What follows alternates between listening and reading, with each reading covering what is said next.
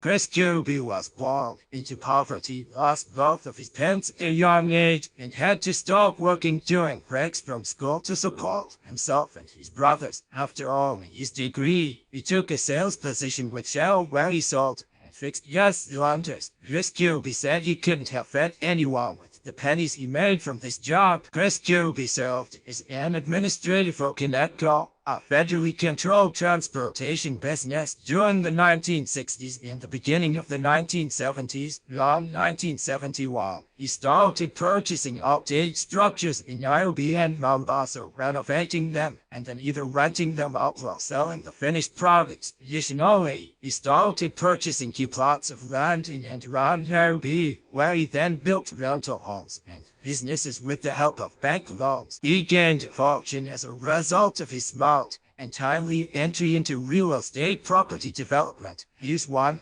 of the richest businesses in Africa and one of the wealthiest people in Kenya, with an estimated worth of $300 million. The International House building in Nairobi, one of the oldest and most prestigious commercial buildings in the city, is owned by his property management firm, International House Limited, along with a number of other residential and commercial structures. Chris discussed marriage in the interview with Churchill and the need for young people to exercise caution when selecting their life partners. To Kirubi, finding a compatible spouse requires a man to pray to God for hope, because marriage is a lifelong journey. There are some women who, like they first went to the army before you married them because they're for fighting mode. It's by luck you get such a nice wife. God is to bless you, but if you are not Jesus, you will regret you are already. And Nairobi News quoted Kirubi. He added that he preferred Kenyan women to Ugandan women, in contrast to their Kenyan counterparts. Ugandan women, in his opinion, are more respectful, compassionate,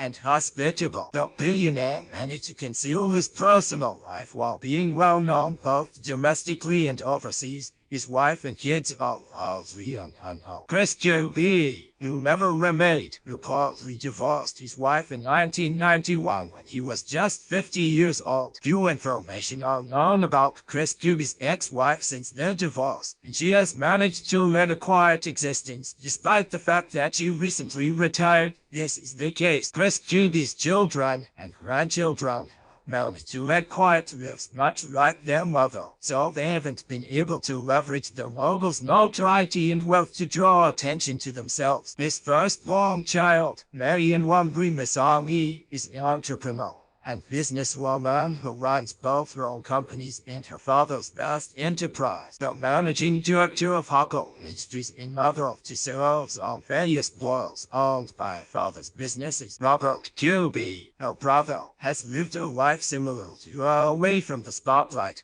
Contrary to his sister, he does not work for any of his father's businesses. Instead, he resides in Belgium with his family. Robert, according to his father, is the director of global customer initiatives at All Services Logistics.